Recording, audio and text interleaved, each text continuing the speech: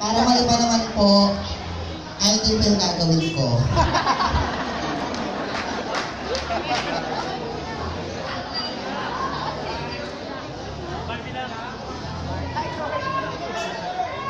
Aking ina, mahal ko ina, pagmamahal mo aking ina, yakap mo sa akin, hinahanap ko init ng pag-ibig, kumot ng bunso, sa gitna ng pagkakahimik, yakap mo ang igising. Malamang marami nakakilala sa akin bilang isang miskipang kalawakan na sa bawat gagawin kong talento ay magpapasaya at magpapangiti ako. Ngunit ngayong gabi, hayaan niyo pong baguhin ko ang aking talento. Ito po ay para sa mga kabataan na narito ngayong gabi at para sa mga magulang na nanonood ngayon.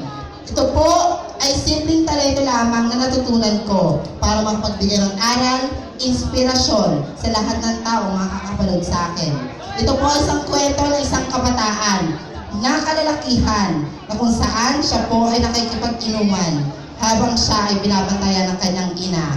Bago ko po tuloy ang aking kwento, tunghayan niyo po ang simpleng talento na ipapakita ko. Musika, maestro.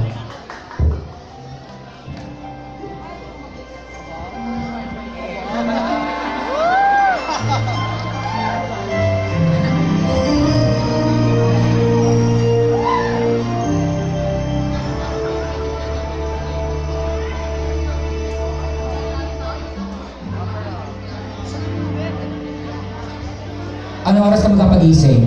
Nagtrabaho ka pa? Wow! Dito sa mundo ang buhay ko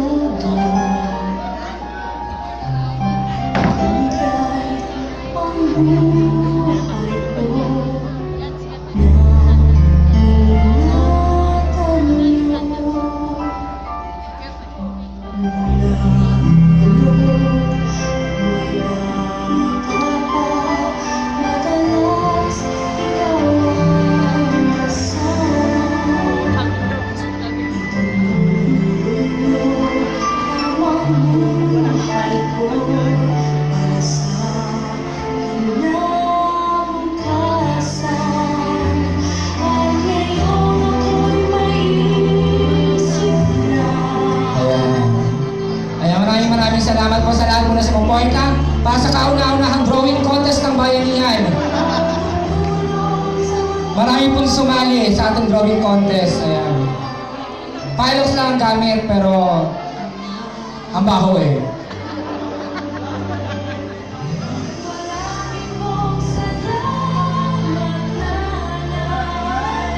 Sana mo yung kordero ng Diyos, kuya. Alright. Wow! Ito ba, apuyan mo, pagtapasipan mo kung mababago. Apuyan, aapuyan lang sa ipan ko. Tingnan natin kung mababago.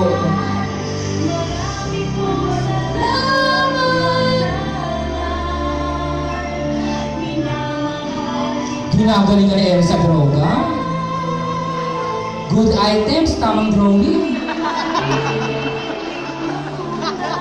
Ayan po, ayan, binabati ko siyempre ang Team Addict. Ayan. Siyempre ang Droganians, Team Justice, and Team Virgin. Ayan. Ang taray, may kawa, may kaldero pa, takip. Lagyan mo na asin niyan para hindi lang ilaw.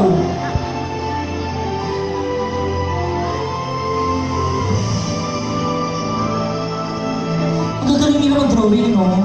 Gumagawa rin ka ng lapida.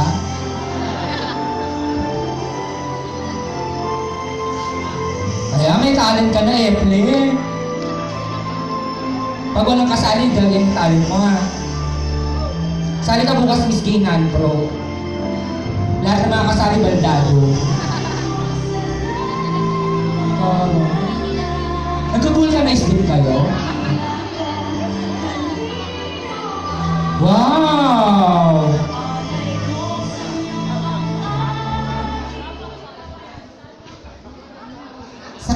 Pasensya na po sa konting oras na nabagot ko kayo sa aking talento. Sabi ko nga kanina, ito po ay isang kwento, isang kalalakihang kabataan na kasama kanyang barkada habang nagkikipag-inuman. At siya po ay binabantayan ng kanyang mga magulang. Alam niyo po ba kung ano sinabi ng kanyang ina sa kanyang anak? Anak, umuwi ka na dahil lasing ka na. Hindi mo na kaya at baka mapapalo ka pa. Alam niyo kung ano ang sagot ng kanyang anak sa kanyang magulang? Inay, kaya ko na ang sarili ko. Kaya kong umuwi ng bahay.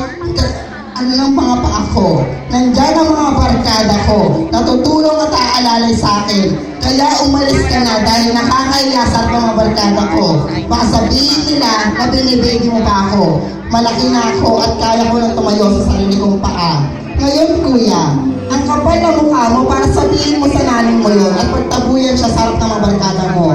Bakit? Nung ikaw ay sa kanya nasa sibubunan, kinahiya ka ba niya? Na ikaw ay nilabas, kinahiya ka ba niya? Hindi. Pagkus, pinagmalaki ka niya. Dahil sinabi niya sa kanya mga kaibigan na magkakaroon ako ng isang lalaking anghel. Isang lalaking anghel na tutulong sa akin kapag ako hindi na makagalaw. Isang lalaking anghel na magsusubo ng mga pagkain kapag hindi ko na po kayang galawin ang aking mga kamay. Isang anghel na aalalay at aakoy sa akin kapag hindi na marunong maglatay. Ngayon, kuya, kung ikaw ang pinapatamaan ko at nandito ka at ikaw ang ipinupunto ko, umagat ka sa templado nito at punitin ang simpleng larawang ibinuhit ko.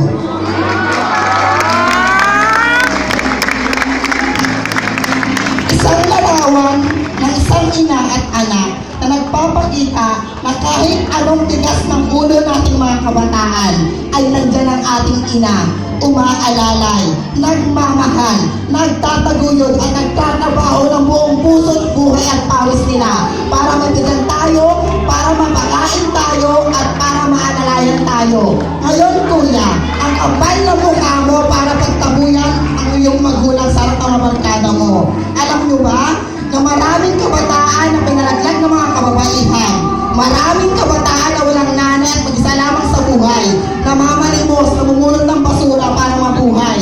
Maraming anak na hindi kasama kanilang magulang, nagtatrabaho sa ibang bansa para lang maitaguyod ang kanilang pag-aaral.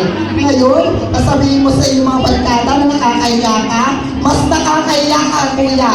Dahil alam mo ba, mas inuuna mo pabigyan ng girlfriend yung girlfriend mo ng bulaklak kaysa sa magulang mo. Mas pinagsisigawan mo pa na mahal mo ang girlfriend mo sa harap ng mga barkada mo. Pero minsan ba, nagawa mo ba ang pagsigawan ang nanay mo sa harap ng maraming tao? At sabihin mo sa kanila na mahal mo sila. Napakaswerte mo dahil meron kang magulang na nag-aalala sa'yo. Pero ako ni minsan, hindi ko po naranasan pagmamahal ng aking mga magulang. Dahil ako po ay broken family. Lumaki lamang po ako sa mga kapatid ko na kung saan sila po tumaguyod at nag-aalala sa akin. Hindi naman po nakita ang pagiging bakla ko. Pero proud ako sa sarili ko na kahit ako isang bakla, nakatayo ako sa sarili kong mga paa. Nagsumikap ako para matanggap ako ng pamilya ko na kahit ako'y bakla, wala po akong ginagawang masama. Pagkus, ang tanging layunin ko lamang po ay makapagbigay ng saya at higit sa lahat, inspirasyon sa lahat ng mga kabataan. This is my simple talent, but aim for my heart. Maraming salamat po.